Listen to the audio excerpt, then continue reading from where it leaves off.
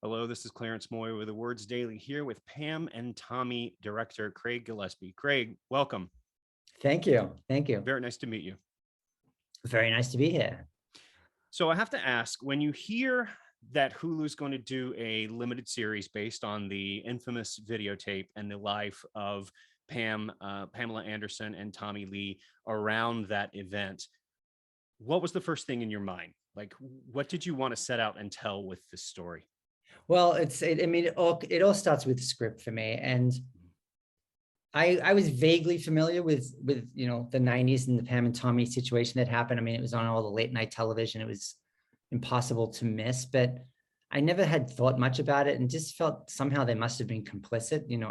I think that was sort of a misnomer that a lot of people had in the culture. And then I read Rob's first script, and the tone and the story and what actually happened, and just how heinous it is, the victimization of Pamela in this, and the way she was treated in the media. There was so many interesting things to really explore and bring to the public and show, the strong misconceptions of what happened, how, to be able to see today's lens and look at it, and how women were mistreated and how it was just so commonly assumed in the culture, and just the outrageousness of the interviews on late night television and the commentary that was going on in the press. It just seems shocking to look back on, but that was just our culture at the time. So it was a really interesting thing to investigate. Is that what you hope that audiences have taken away from it now that they've seen the full gamut of these I series? hope so. I mean, yeah.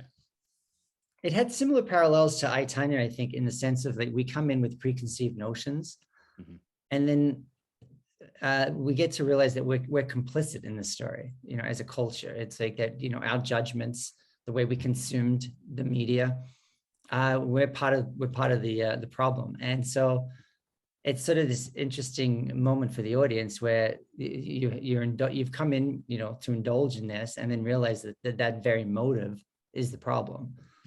And so that was something that was really interesting to explore. So you directed the first 3 episodes of the limited series, and that is our opportunity to get to know Sebastian Stan and Lily James in very, very different performances than we've ever seen them before. Talk to me about working with those actors and helping them, with their interpretation, and helping them find the characters of Pam Anderson and Tommy Lee. It was the most daunting and the most sort of exciting part of the process for me was episode 2. Because obviously the first episode is more from Rand's point of view, right? And we really see them from afar. You barely get to meet them, particularly Pamela. Episode 2, however, is kind of this famous love story of them falling in love and getting married in 4 days, and it's just this whirlwind. But it was critical to me to sort of really capture the chemistry and the love that they had for each other, even though it was this, you look at this on the surface and be like, oh, it's kind of, impetuous and crazy. And I'm sure in a lot of ways it is, but I just wanted to be able to portray the connection that they had. And that was paramount to me in these 4 days. So trying to figure out, working with that. And so the interesting thing that happened was Sebastian and Lily came over for us to do rehearsals. And it was our first time together as a group. And we started reading through some of the script, and then we got to the part where they come out of the nightclub and they're in the parking lot. And so let's get up and block this out and rehearse it a little bit.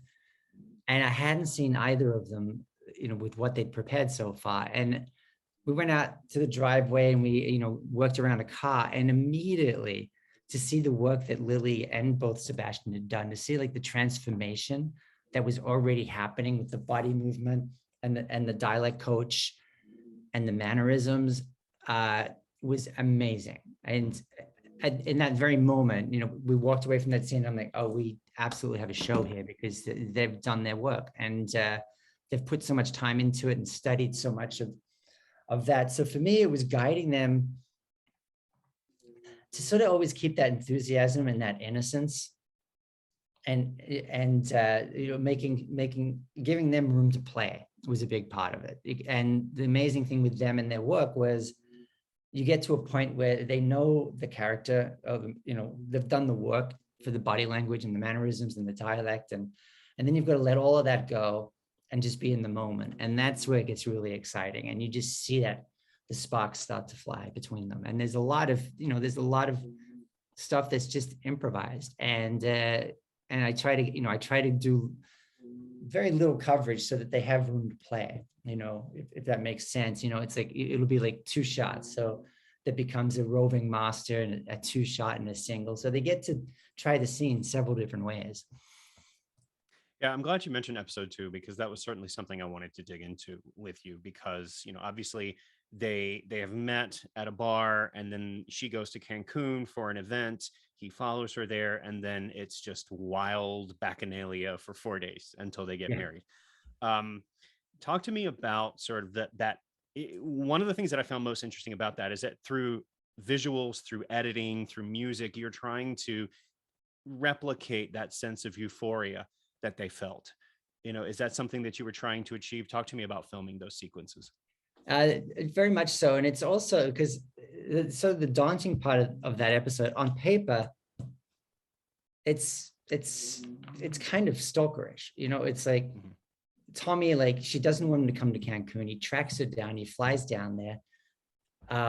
And it's like, and it obviously all worked out with the best intentions. They had that chemistry, but like, when you just read it on the page, it's sort of like, all right, we've got to make sure we capture that thing that they have together. Like that there's signals going on that she wants, him to come down, or he wants to be around, or like that she enjoys the chase. It's like, so it was really figuring out all the opportunities for that, just for that connection between them, like on every level, like starting at the nightclub with with him coming over and hanging out with them. And then in the parking lot was very critical to sort of really find that playfulness between them and that connection.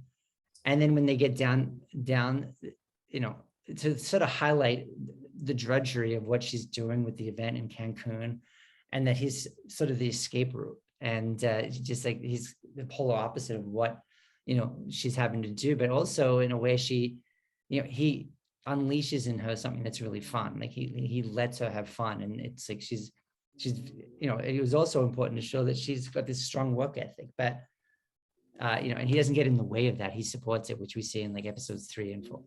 So there was a lot of stuff going on in a very condensed, crazy time period. And making sure, and again, too, for the most time that, they're either drunk or on narcotics. So to be able to have that clarity or that emotion while doing that performance is also very tricky. Absolutely. And you made me think just about right now, she has a very strong work ethic, and she's trying to be the best actress that she can be. She's trying to be a professional, and whether he intends it or not, he's pulling her back into the Pam and Tommy that we know of from, the tabloids, pulling her back into that. So that's, it's certainly the rehabilitation of her image is definitely something that is in store for the series. But it's tragic that love affair also damages her career almost irrevocably. Or you could argue the tape, The tape, sure. Which is, sort of something that's highlighted as saying something that she, it's she could never really recover from. Right. And the difference, in society between like the male versus the female perspective of what happened. Tommy, it didn't hurt him at all. No, not at all. One of my favorite things about episode 2 was when they leave Cancun and they're on that flight back to LA. And it's a silent moment. It's what's your favorite movie? What, just they realize they don't know each other. They're married, but they don't know each other at all outside of a party. Was it more challenging for you and for the actors to be in those moments of silence versus the bacchanalia? I actually love that. It's like, it's the first sober moment they have in the episode together. Yep. And it's like, except for like 2 singles at the end of that scene, it's literally just a 2 shot, and you just see the abyss between them and the reality hitting in. And it's like very deliberately, there's no music. It's like we just are forced to be still, because that's what's happening with these characters.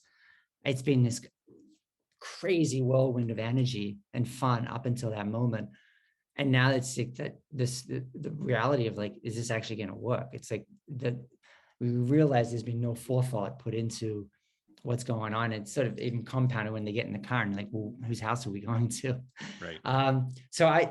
And having them be like sort of so still and so uncomfortable in that, and just searching for some kind of connection, and realizing, that, can this work in an everyday way? I thought they did such a beautiful job with it. And I was so excited that we could just stay on them for a 2-shot.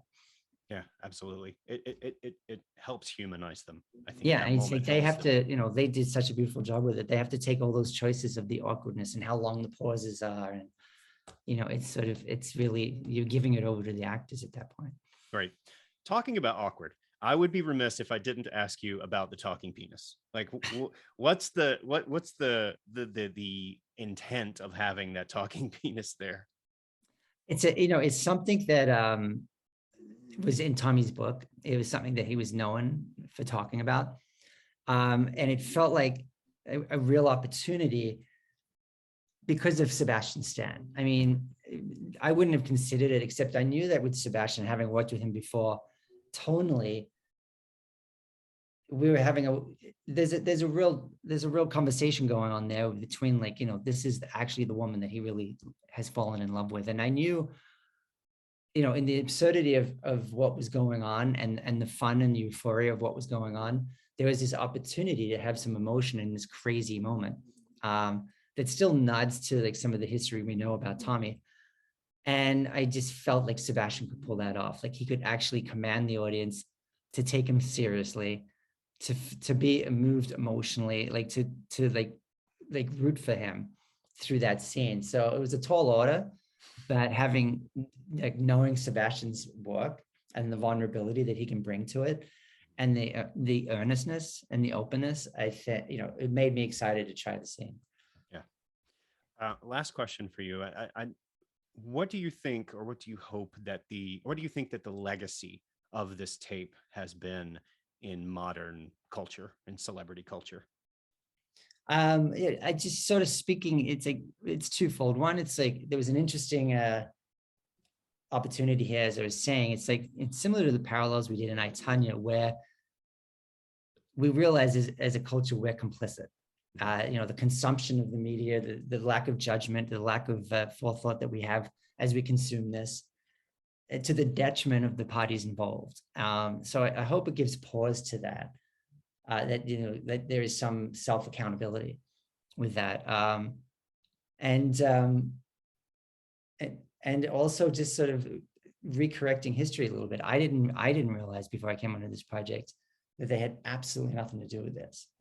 And it was really a tragic series of events that like sort of derailed her career. And to be able to look at that with a fresh lens was a real opportunity.